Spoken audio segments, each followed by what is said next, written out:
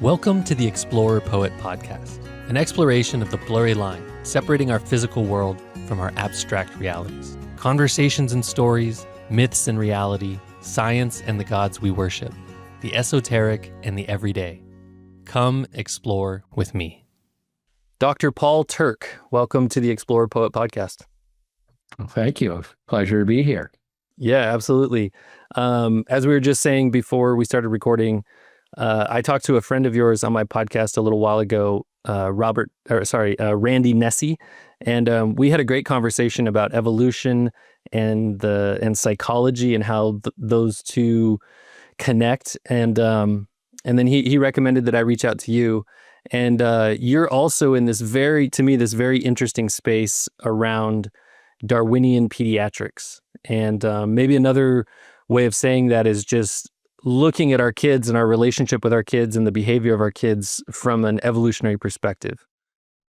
Yes, exactly. I mean, that's what we try to do. This kind of got started, well, there's never a real beginning to anything, but it really got started with Randy back at the University of Michigan. Was it 30 some years ago now? And it just resonated with me that, of course, how we used to raise our children and how we've been designed sort of by Darwinian evolution should impact medicine in general. And I wasn't a pediatrician yet at the time. I hadn't even gone to medical school, but I think it certainly applies very much to pediatrics. And, sort of mainstream medicine, I guess we'll call it, is great, does really good stuff, but has been slow to adopt evolution mindedness into the craft. And I think that it can be very useful and important to do so. So I've been trying to do that for a while. Like I said, I met Randy before I was an anthropologist, and I had worked on evolution of the human lifespan, and that got some doctors and medical people interested in me. And Randy invited me to join this small little monthly seminar that he was putting together. It only had 5 or 6 people to discuss all things medical that evolution might be able to inform. So that got me started and eventually led me to take the jump to medical school when I was 39 years old. I don't generally recommend that to most people, but it worked out for me. And since then, I've been in private practice.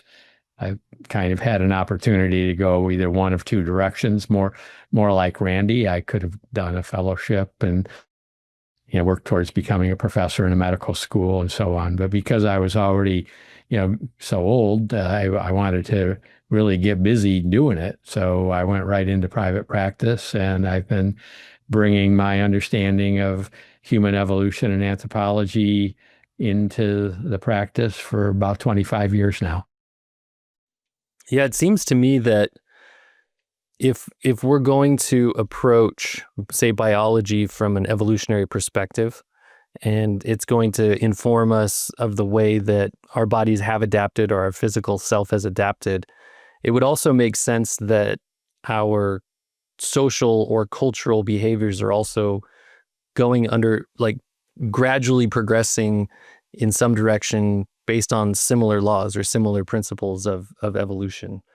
And it's, at least from what I've been able to observe in my short life, it seems very obvious that most parents replicate the parenting style that they received from their parents. And I think that's changing a lot in my generation, but going way back, it seems like parenting then would have been quite different given the different environments. I mean, so the big difference really was, or is, that we lived in the so-called kinship networks.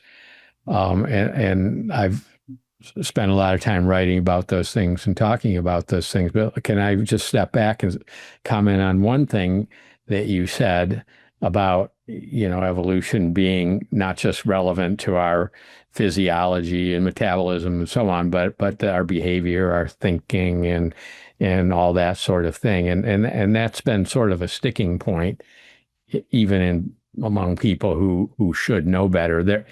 There's a famous saying by the geneticist Dobzhansky that gets quoted a lot, and I like it. It says, "Nothing in biology makes sense except in the light of evolution." And I always change that to say, nothing makes sense except in the light of evolution, because it's sort of a carve out to say biology. It sort of says, well, the things we think that are, when we're thinking about physics problems or deep philosophy and stuff like that we sort of, maybe evolution doesn't apply to that as much. But I and Randy Nesse, who you were mentioning, I think those of us who do behavioral stuff really resist that temptation to think that, well, humans are, exempt from some of the laws of evolution because we have thinking and learning and culture and so on. So, but anyway, I mean, back to the what I was saying about kinship networks. That's the big difference that has occurred over the last several thousand years in terms of how we used to raise our children. There was never a situation, where one mom is in an apartment in a big city, isolated with 4 kids under 10, and nobody to help her, that kind of thing. Those are modern mismatches, and it has some consequences on the well-being of children, and certainly the well-being of parents.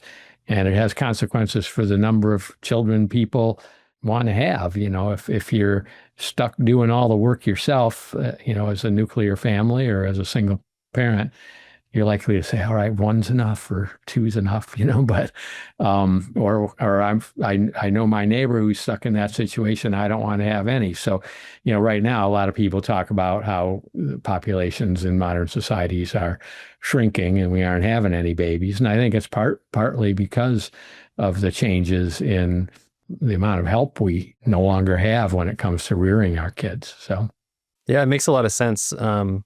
Just the how much the dynamics have changed. And I'm curious if you were able to describe, or if you were to describe what, maybe going back far enough that we're pre-city states, we're pre-large-scale civilizations, we're just, our ancient ancestors several 100,000 years ago living in the wilderness. What would when you say kinship network, what does this actually look like for these people? Well, so if you go back way back in human evolution, we split off from the other apes about 6 million years ago is the current estimate, I think. And one of the first things that started happening was fathers started to assist in the rearing of children to some extent. And we started to build these coalitions that were based on our kin. We would live in these extended kinship networks where grandma was around and grandpa was around and maybe mom's sister was around. And this is how all societies were back in the Pleistocene and before that.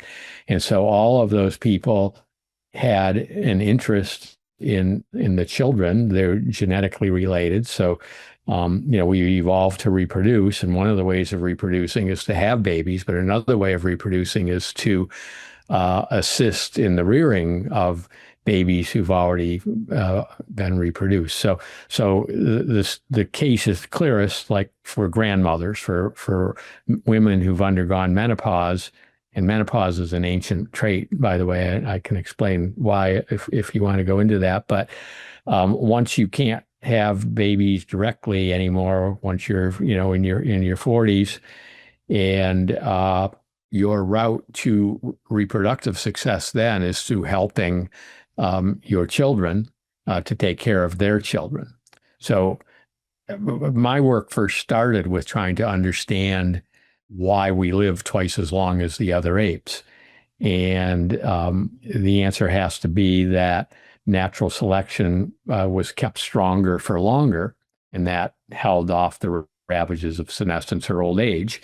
And so as we were starting that march towards doubling, especially in the case of menopausal women who couldn't have more babies, the only way they could reproduce was by being good helpers. So there's this idea out there that's come to be called the grandmother hypothesis, and it's a big theme in a lot of anthropology departments. And I and my wife Laura Betzig were involved in collecting the first empirical studies on a little island or atoll in Micronesia that actually demonstrated that these old people weren't just sitting around on a golf course drinking, pina coladas. They were helpful. They were working hard in these traditional societies, and the families that had more of that kind of help tended to be larger than the families where that help was not quite as developed.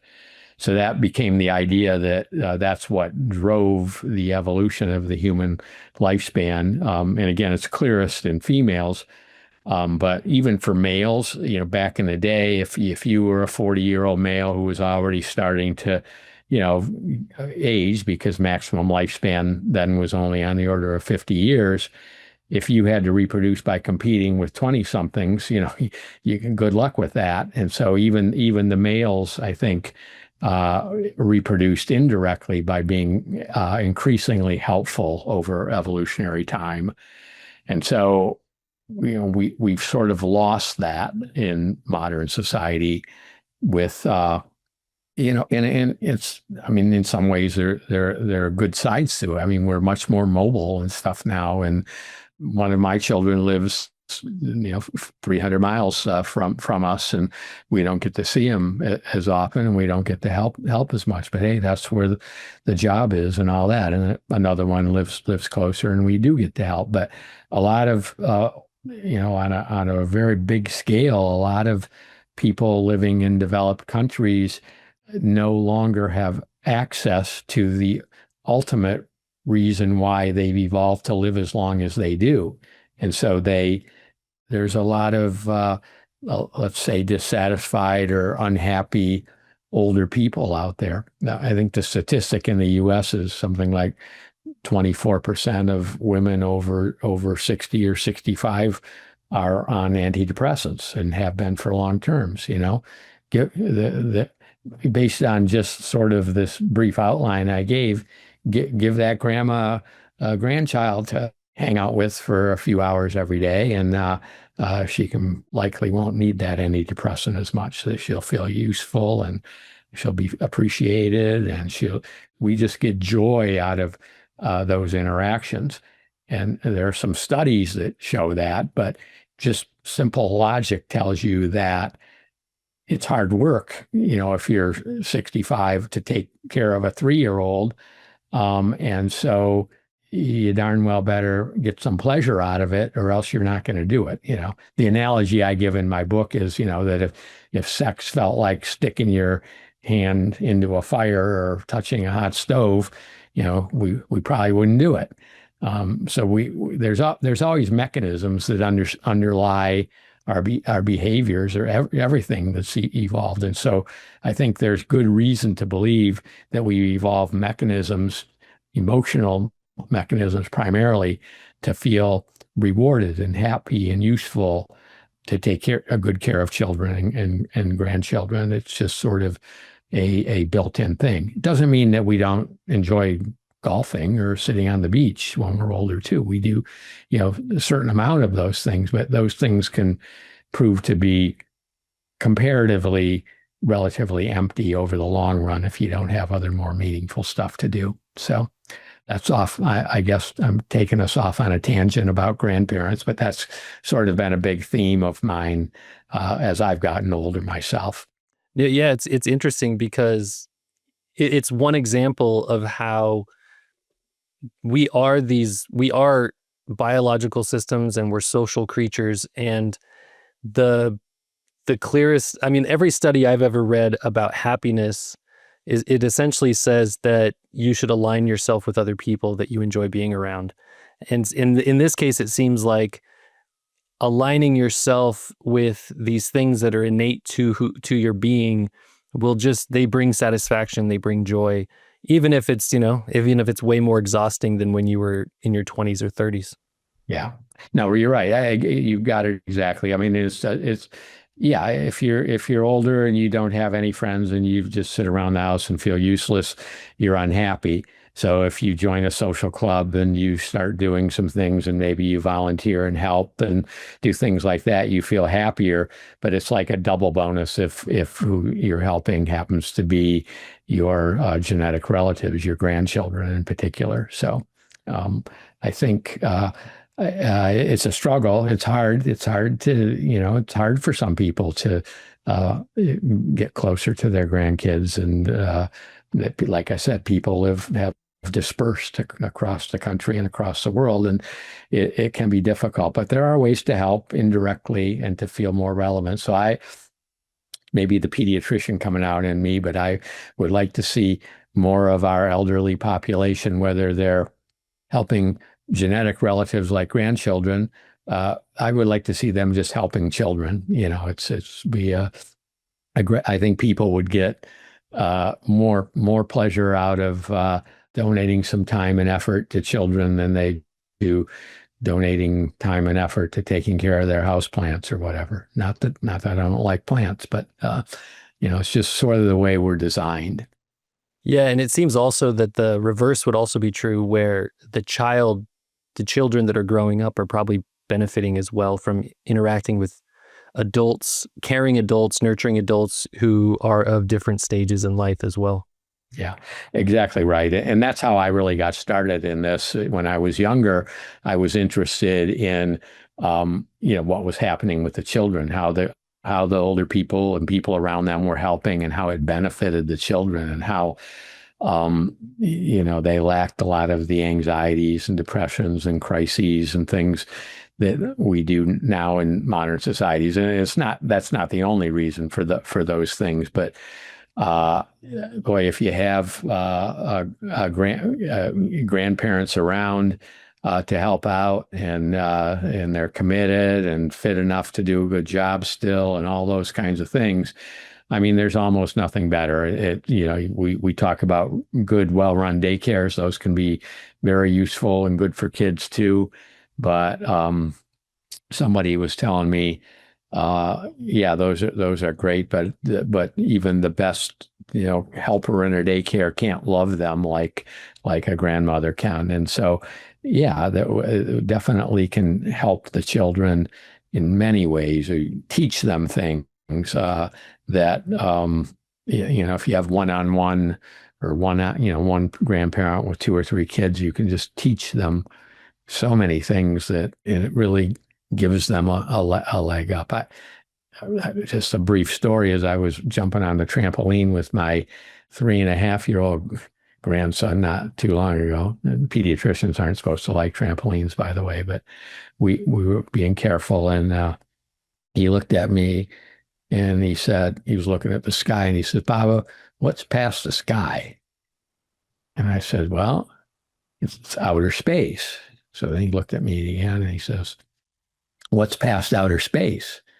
And I said, "Well, I don't think anybody knows." So he puts his hand on his chin, looks at me and he says, "I think it's just more outer space." So, we talk about, things like that. If you have time to talk to a child, I mean, he's just going to have an advantage when he's off in school, having had conversations like that with people. And it's not that you can't, catch up, and it's not that you're going to not thrive necessarily if you don't have those kinds of one-on-one interactions. But, if we're talking statistically, I think having those kinds of interactions is going to be a useful thing, not just in terms of emotional happiness and so on, but just learning about the world. There's so many things for kids to learn and to know now. The world's gotten a lot more complicated than it used to be. Yeah, and that makes me think about something that I think about often because I was homeschooled growing up, Yeah. and I also I homeschooled my kids, Good for you. and yeah, and there's this thing that comes up in this argument against homeschooling that comes up all the time where people will say, "What about socialization?" And so I think what they're saying is your kids need to go out into the world to learn how to interact with people and learn how to make friends. But my pushback on that would be that I think kids learn socialization with the adults in their lives, with their parents, with their aunts and uncles, with their grandparents. And this example of you're giving of a child being able to sit there and think about something and ask an adult this question, and for the adult to take them seriously and look them in the eyes and say, well, here's the Yeah. answer that I have, or, we don't have an answer. Right. To me, that seems like a much healthier form of socialization. But Yeah. I would love to get your thoughts on that.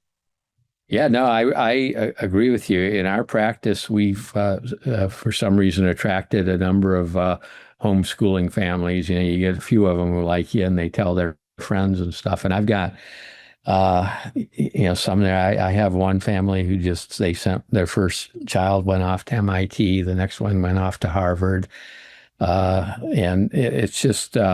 And they're just this happy family. It's a big family, and so the younger kids they all sort of interact. The older kids help with the younger kids to some extent, but it's not like a burden. It's like they're out playing and they're just kind of talking together. And I think that's another one of the mismatches in our public school system is that you put 30 eighth graders in the room together in one class, and 240 throughout the high school or the middle school, and they all are supposed to interact, and whereas more in a homeschooled situation and in the old kinship networks that used to exist, there was more of a range. There was the 3-year-old had the 5-year-old to talk to, who had the 9-year-old to talk to, and then auntie and grandma and mom and dad are all nearby too, if to be brought into the situation. And that's a good way to learn how to be social. Kind of a bad way to learn how to be social sometimes if you're getting it all from a group of all 14-year-olds who are in your class. Most of them, and especially now with they're all on their phones with social media. You're going to get bad socialization advice a lot of times in those situations, and again, not so much in the homeschool situation or in the kinship networks that we used to live in. Yeah, and I mean, obviously, I think that going out into the world and interacting with other people, peers of your age or maybe older, maybe younger, it is an important part of socialization. Absolutely. But without a parent at home who is willing to have those one-on-one interactions with you, it's just not going to be as fruitful as people may hope it is. Yeah, no, absolutely. And even these homeschooled families that I'm part of, and maybe your situation was like that. I mean, it's not that you just stayed home in the backyard. You could go off to be on the soccer team, or when you were older, you might participate in the marching band in the high school, or you might even go to the public school once you're in 10th grade or something like that. So it's not like you're not interacting with the larger world at all. It's just you've got this core around you more that's very supportive.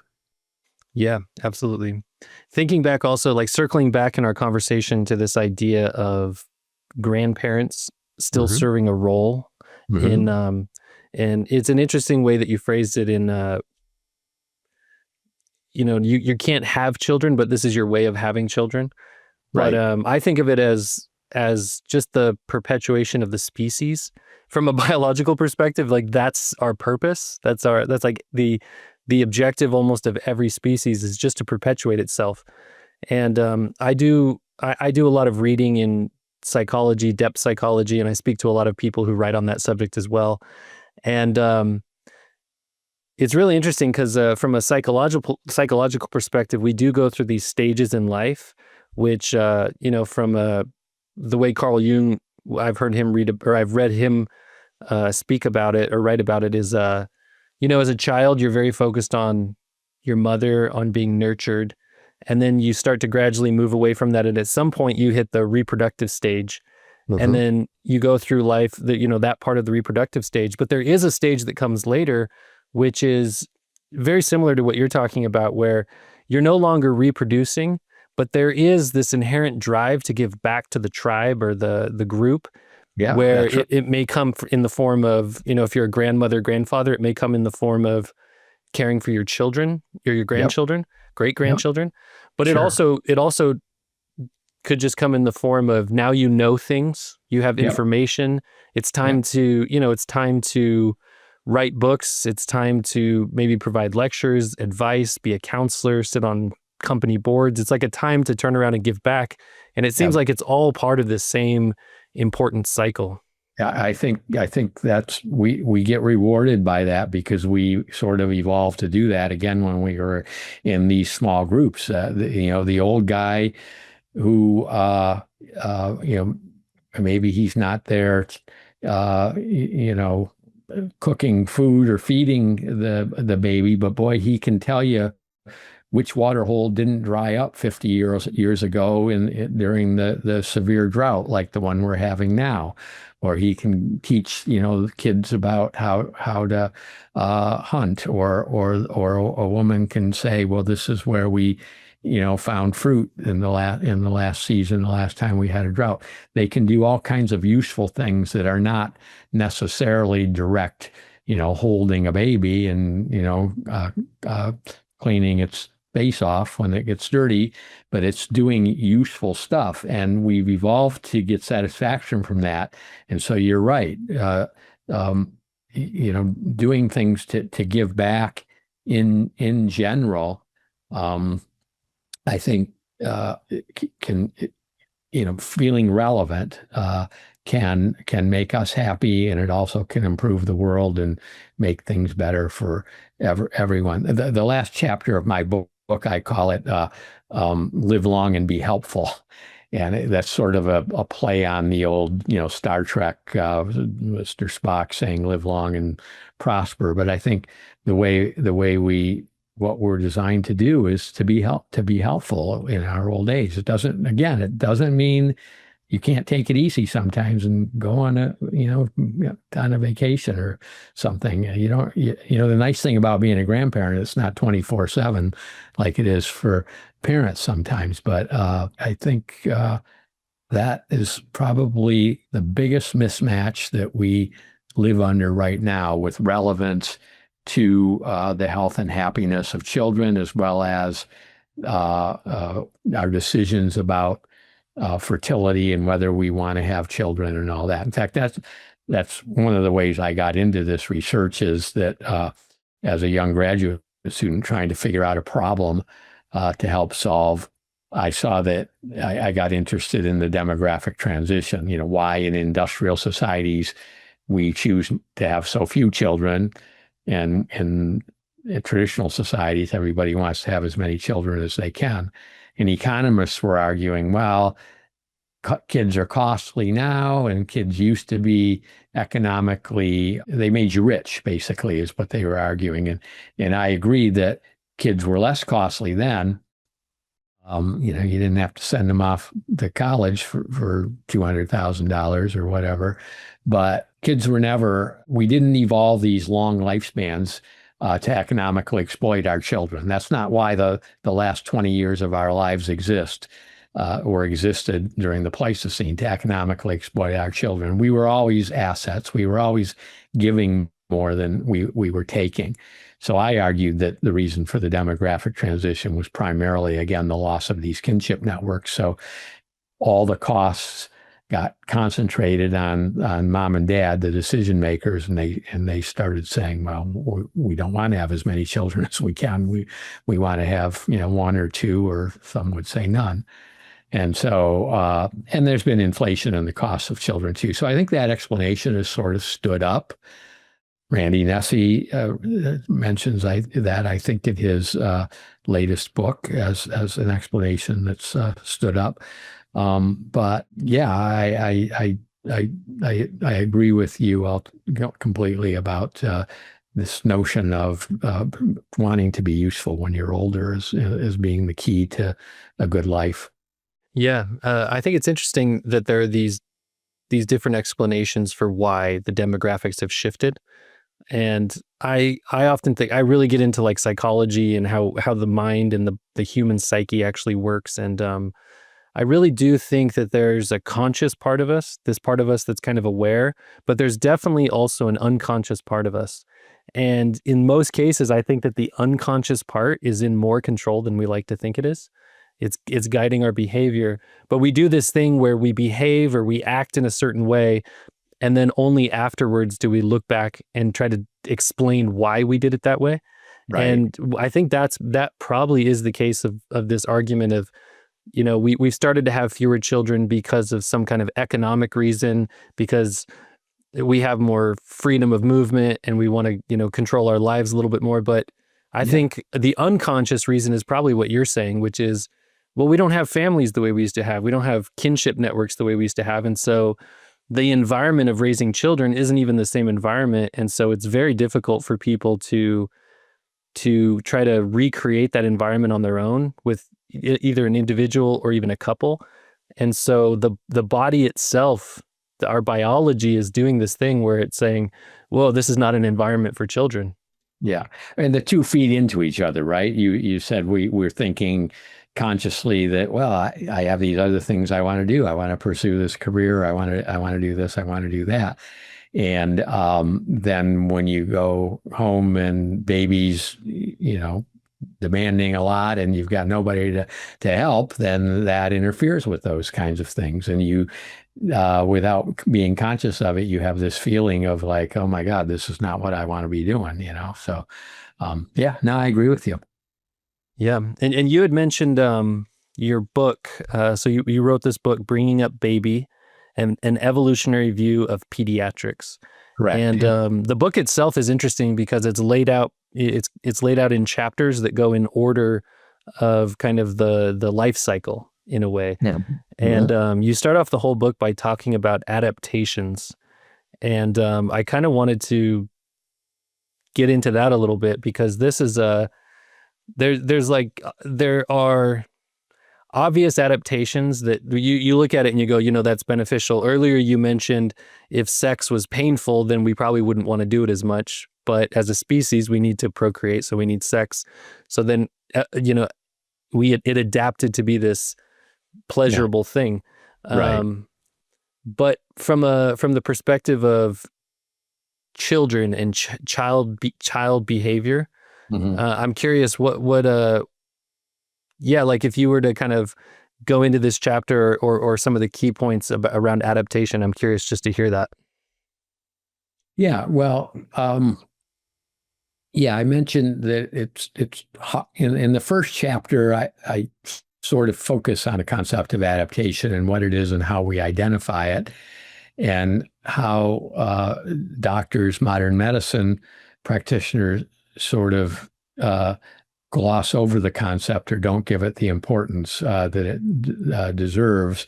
And so we end up in medicine often attacking things that are adaptations, things that evolved as our defenses. And so that chapter, in some sense, is a preparatory for the other chapters where I'll be discussing some things like that in more detail, like, you sprain your ankle, it gets painful, swollen, and whatever. And that's an adaptation. But you go to the doctor, and what's the doctor tell you to do? Ice it, take ibuprofen.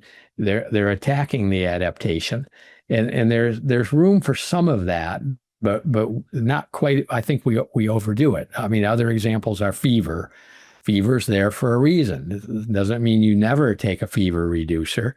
Cough, is there for a reason. Doesn't mean you can never take a cough medicine, but you have to be very careful about identifying what's an adaptation and trying hard not to attack it relentlessly, and letting it do its job can often be the better bet. But on the topic of how we feel about reproduction, which I also talk about in the book. What's not an adaptation probably is this idea. Nobody walked around in the Pleistocene saying, "Oh, I just want to have so many children. That's what I want." You didn't have to do that. All you had to do was strive to stay alive, acquire resources, calories, so on, like sex, and have a mate. And then once the children come along, they come along naturally. If you're healthy and you're having sex, you've got a mate. But once they do come along, then there are a lot of adaptations that kick in and say, "Oh my God, this is the most important thing to me in the world right now, is making sure this little thing thrives, and I'll do anything for it," and so on. So yeah, understanding what an adaptation is and how to identify it is a very important thing that I wish medical schools would spend a little more time on it. I mean, I think a lot of people think it's obvious, oh, well, if you're a polar bear being white, that's an adaptation. You're camouflage, you can hunt. But again, when it gets off into behaviors, people are much more reluctant to label things as adaptive or the result of adaptive design or adaptation. So I'm glad you liked that chapter or paid close attention to that concept, because I think it's really, if I had to just pick a handful of things that were important for doctors to do better at, that recognizing adaptations would be near the top of the list. Yeah, absolutely. So in my mind, I go more towards, again, I always lean more towards psychology. And I think it's because in my upbringing, I grew up in a very religious, very kind of almost fundamentalist household. Mm-hmm. And so ideas like adaptation and evolution in general, not only were they not taught, but they were very disparaged. And at some point in my adulthood, I walked away from the religion of my childhood. And in doing so, I like nothing made sense to me. I didn't understand anything. Like the framework for my understanding of reality had been, knocked down. And so in just a quest to try to figure out what other explanations were out there, I started doing a kind of a deep dive into evolution, because I was like, okay, like it wasn't like I was trying to replace my ideology. I was just curious what other ideas are out there that I've never been exposed to. And so I read a bunch of books, or I guess I listened to a lot of them on audio. And then I did read Darwin's original book on the origin of species. And when I came to understand evolution as like a process and the result is adaptations, I looked around the world and almost everything started to make sense to me, because there's just this gradual adaptation in every aspect of life. And so to me, it was even, I saw it in cultures and in religions and in governments and in economics, and then also just in the human behavior, in the way that we interact with each other. And so it makes sense to me that would be the first chapter. It's something that needs to be explained so that the rest of the argument even works. And a lot of the times when I find myself talking with people who adamantly disagree with the idea of evolution, maybe they're Christian or have some other faith, or maybe they've just never studied it enough. Maybe they've read something that disparages it. One of the challenges with even having a conversation in that regards is that they haven't even looked into it enough to understand adaptation, to understand that this is the underlying idea. And once you understand it, you can kind of connect the dots or follow the breadcrumbs to these other ideas. Mm-hmm. No, I agree. And I always tell people, I have a lot of people who are religious in my practice and religious in my life that I know and care about. And I don't want to come off as their enemy. I'm not trying to necessarily attack their belief system. I think for a lot of people, it's sort of compatible to say, well, they can compartmentalize and say, all right, well, God created the world, but scientists are trying to figure out the rules by which the world works, and that's what this evolution, like other branches of science, physics, or so on. That's sort of what we do. So they don't have to necessarily be, constantly butting heads. I don't know ultimately how compatible they are when you start pushing things, but I think that it's always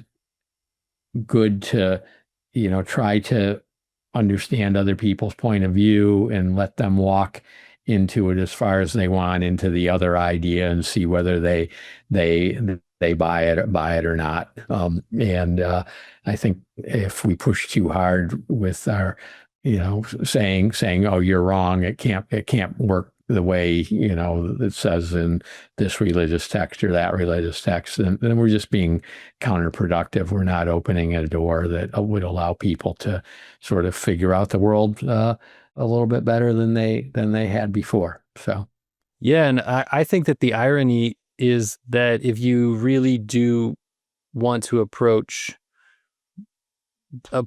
like what you said earlier, like nothing makes sense except in light of evolution. If you really want to accept that, then you've got to take a step back and go, oh, like religion itself is an adaptation, or at least the way that the human mind works absolutely is an adaptation, and stories, telling each other stories, agreeing on stories, accepting ideas, that's how the human mind works. And so, I would, I've said this a few times on my podcast, but I would really push back against the neo-atheists who want to just outright disparage religious people or call them crazy, call them stupid, because by doing that, you're actually making the same mistake that the people who in a religion itself, atheism. You're accepting. It's almost as if you can only see religion as either literally true, or you can't see it as somewhere in between, where it's actually an adaptive thing itself. Yeah. My wife, we started off together as anthropologists, and she's moved on to write history. And one of the focuses that she's had in history is writing about religions and how they've evolved, and how the rise of Christianity, and then the Catholicism and the Reformation and so on, all from an adaptive point of view, but also or an evolutionary point of view, but also not in a way that disparages or makes fun of anybody. It's just, there are a lot of good people who've done a lot of good things, and there are also a lot of people who associate, religion can be used for good or for bad, and we see that in the world today too. But it's, I think, an area that is wide open for further exploration, what she's been working on. She's been doing this for 30 years now, and has explained, in my view, quite a bit about, the rise and fall of various religions and so on. So, but anyway, I think you and I are on the same page with not being too aggressive about disparaging the beliefs of others. So. Yeah. Well, that her work sounds really fascinating to me. I would, if you think she'd be open to it, I'd love to chat with her as well. Yeah, I'm sure she would. We can talk about that later. But that stuff really is fascinating to me. I want to go back to something you had said, and it's just like a question that popped up into my head. But you were talking about back when you're an anthropologist and you spent time with did you say Micronesia? Is that where you were? Micronesia, a little atoll called Ifaluk that had, at the time, and still does, about 450 people living on it. Okay, it's interesting. So the question that popped up in my mind was, you were talking about how people today will decide, they'll say, oh, I want to have this number of children or that number of children. Is that something that even comes up in communities like that? Do women grow up thinking, oh, I want to have 2 children, I want to have 6 children? Is that even part of their mental process? No, not really. That idea sort of got introduced in the sense of what the demographers were saying. They just they like children. On Ifaluk, the saying was the children are kings, or something. No, the child is king. That's the saying. They love children. They were wonderful parents, our wonderful parents. They took good care of them, but nobody, to my knowledge, ever, gloated and said, I have 6 kids and you only have 4. And, and there was no competition that way. There was just the idea that, having a big, healthy, happy family was a wonderful thing and a good, made for a good life.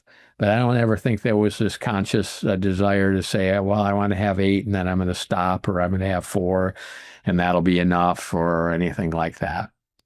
Yeah, it's interesting because the economics of that lifestyle have to be so different as well. You have the kinship network, but then you also don't have this big kind of broader economic situation. You don't have the idea of careers or pathways. Everybody probably is pretty equal as far as what they possess or what they don't possess. And so they're just very different thinking. It's pretty interesting. Yeah, no, you're right. I mean, and that's a really good point, is that when it comes to, the teenage angst that we see in our society now, a lot of it's about, well, I have all these options and dad wants me to go to medical school, but I want to be an artist and mom wants me to do this. And, all these different things, and this will make me money and that won't make me money and whatever. These kids on Ifaluk didn't have any of that. They knew they were going to grow up and they were going to make fishing line out of coconut fiber, and they were going to make nets, and they were going to fish, and they were going to go into the gardens in the center and grow and cultivate their taro and harvest breadfruit, and and they would take care of their kids. And I mean, there just weren't all these options. They were just starting to open up over the last 50 years or so before I got there, because post World War II, some ships would start to come to Ifaluk. There was one called the Microspirit that would come every 6 weeks or so. That's how we got there.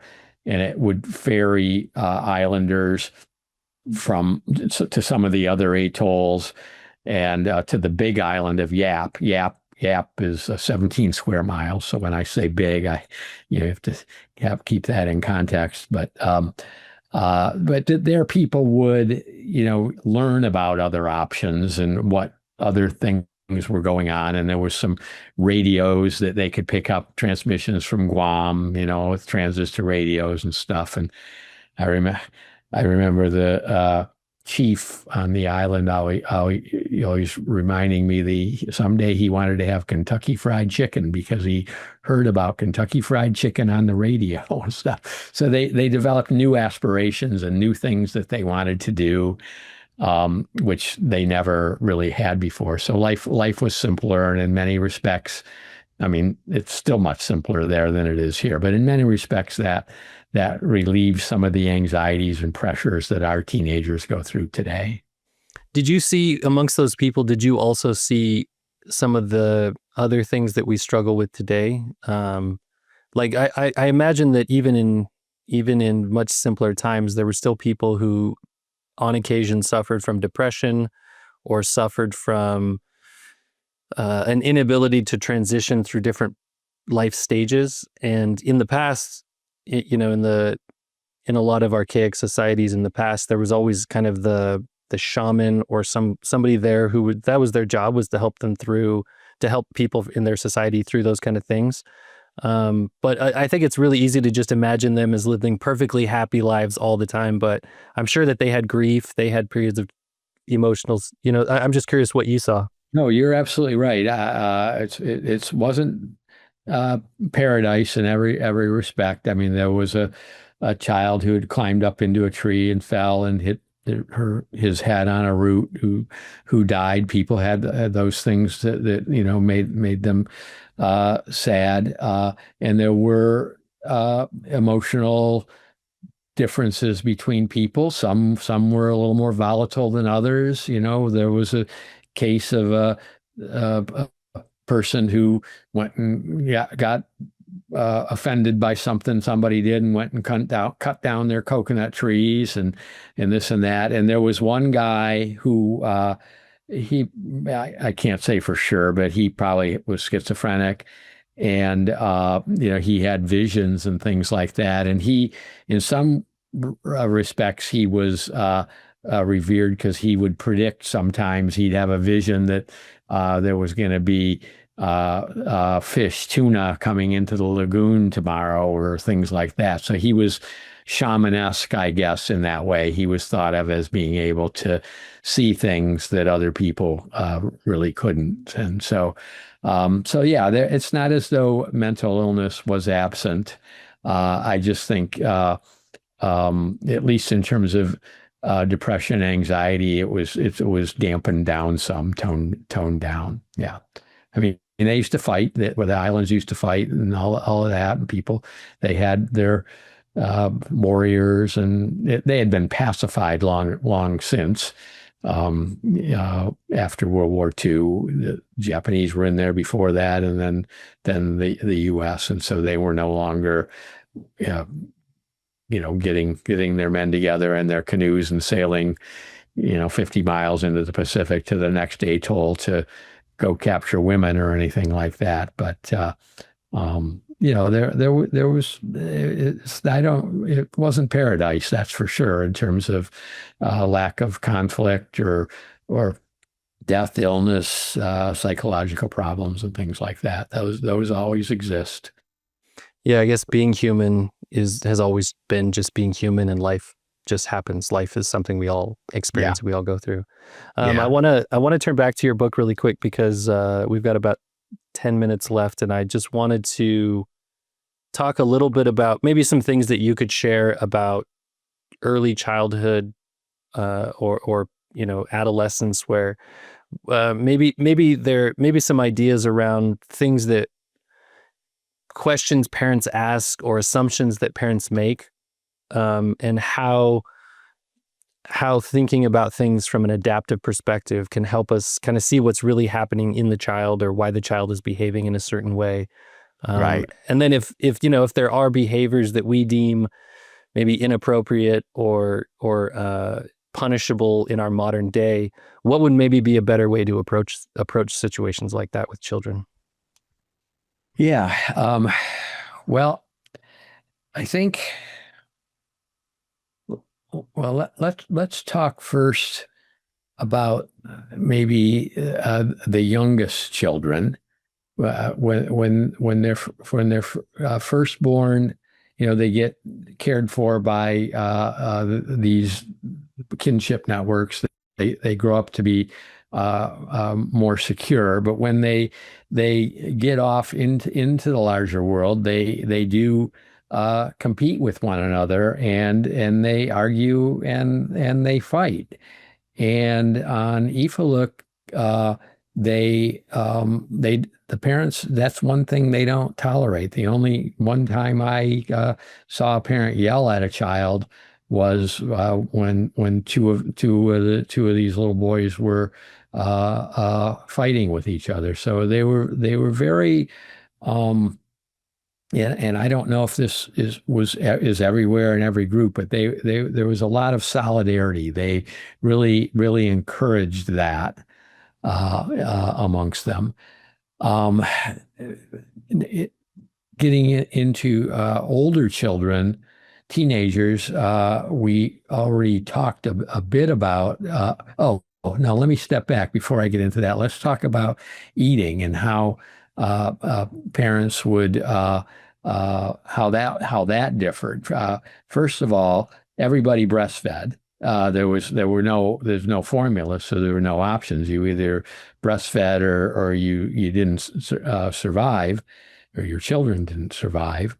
But as they started feeding these children, one of the key things is that there was not this huge variety of foods that you would encounter through your lifetime like there is now for us. And one of my chapters deals a lot with childhood food allergies, how they're soaring in modern societies. And so what I argue is that in a place like Ifaluk, the first foods that you encounter and the antigens to those foods that you encounter, both in utero and from breast milk, are the foods that you're going to encounter for the rest of your life. You're not going to grow up to age 3, never having encountered antigen to a peanut and then go off, to the neighbor's house and get fed peanuts and then develop an allergy to them. And so in our society, that's not true. We're very mobile. We have ethnic diversity and mixing, and that's all great. And we have a lot of options. I mean, I love the different varieties of foods that I can eat, but I think that that sort of evolutionary mismatch, our immune systems are designed to tell us or to learn what we should tolerate and what we shouldn't tolerate real early on in the first few years of our life. And if we encounter something now that we've never encountered before, we're more likely, especially if it's an allergy-prone food like a peanut, we're much more likely to develop an allergy to it than we ever did before. And that's why allergists have suddenly learned this lesson, and they're telling parents, be sure you're feeding your kids the allergenic foods real early. So feeding patterns used to be very different back in the day. In terms of activity, that can vary. There's lots of opportunity to be active, 8, 9, 10, 12-year-old in our society. But there's also lots of opportunity not to be active at all and yet eat, calorie-rich, calorie-dense foods. Those were not options in the Pleistocene, and they weren't options on Ifaluk. You had to work to, expend some calories to get some calories, and you didn't have these super dense foods. You couldn't go into the drive-through and supersize everything. And so that's another mismatch that I talk about in the book that pertains especially to kids as they get older. And the teenagers and so on, who suddenly are mobile in our society and they can eat more of whatever they want. So we have this health obesity problem that develops because of an evolutionary mismatch. In terms of mental illness, we've already discussed some of it, but I think that one of the real novelties is the virtual world that our kids can now live in. And that gives a distorted view of the world. And in more evolutionary traditional societies, that distortion obviously is absent or was absent. And I just sometimes I'm thankful that I don't have to, my teenage years were hard enough. I'm sometimes thankful that I didn't have to, deal with all the things that the kids in our society deal with now that they can see and do online, from these dangerous things that they're being told to try on TikTok to be cool versus, and the access to, it's just a very different world. So, those are the main things. And then again, we talked about this, not having grandma and grandpa to go to, not having a kinship network to go to if you're feeling distressed or having questions, as a teenager or as a younger child, even. Those are the main things that I touch on, I think, in the book that I think give insight to parents today that will allow them to maybe modify behaviors to some extent. Nobody's advocating going back to the Pleistocene or anything like that, but we can understand mismatches better and understand why certain things are more likely to throw our kids for a loop than other things. And so that's a large part of what the book is about. That and the defenses that we talked about, don't think of a fever as your enemy. Don't necessarily think of the pain and swelling when you twist your ankle as the enemy. And of course, anxiety and even sadness. If I could give you a pill that never allowed you to be anxious, that probably would hurt you in the long run. You should feel anxious if you walk around the corner and see a tiger, that kind of thing. So, emotions can be adaptations. Now, emotions can go wrong and be exaggerated into an maladaptive mode. Randy Nesse probably talked to you about the smoke detector principle, right? Where the smoke detector goes off even when there's no danger and we feel anxious about it. But it would be a disaster to never have the smoke detector go off when there was a real fire. And so yeah, there's a lot of insight that comes from evolutionary biology that helps parents help their children deal with the social pressures and problems that are fairly novel relative to what they once were. Yeah. And I mean, just speaking of evolution and adaptation and parenting and kind of moving into the future, the rate of change is so great right now that it's hard to even know, like from an education perspective, I don't really know what my kids are actually going to need in the future. And yeah, it seems like really, really all they need is kind of those basic things. They need parents who are there to talk to them. They need adults in their lives. They need to feel like they're part of a group so that they can really have confidence, emotional balance, emotional intelligence to just move forward through into like an unknown world that's coming up. Yeah, absolutely. You're right.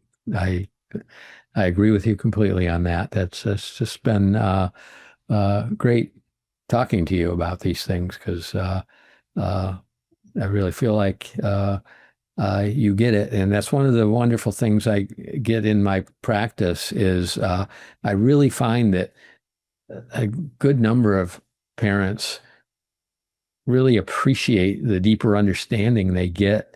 When I explain things like, well, yeah, your 6-month-old would eat anything you would give her, but now that she's a toddler, she's going to resist eating everything because, back in the day when she became mobile and she was running around the family camp, if she just put everything in her mouth, that wouldn't have been good for her. So now she's leery about putting things in her mouth, like especially green things, and there's an adaptive reason for a lot of those things. And it's very satisfying to me to know that parents appreciate those kinds of explanations, and they have these aha moments. Oh, that's why she does it, and that sort of thing. So yeah, so it's kind of cool.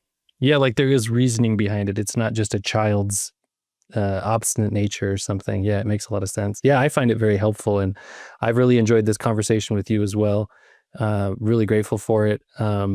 If people want to find your work, they want to find your book, Bringing Up Baby, anything else that you've got going on, where would they go to look? Well, the book's available on Amazon. It's Bringing Up Baby, an Evolutionary View of Pediatrics. They can go to my website, which is just my name, Paul Turke.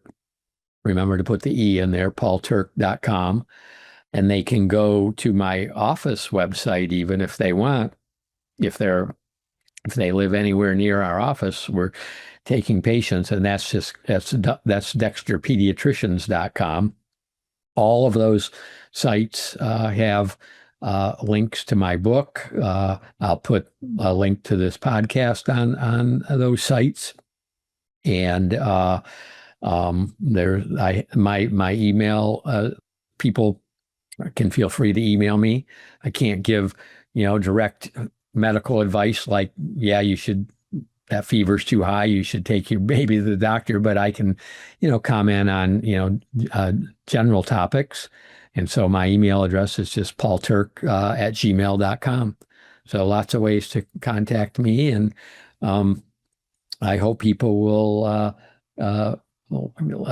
listen to this podcast and spread the word and buy my book. And if they do, and if you like it, write a review for me.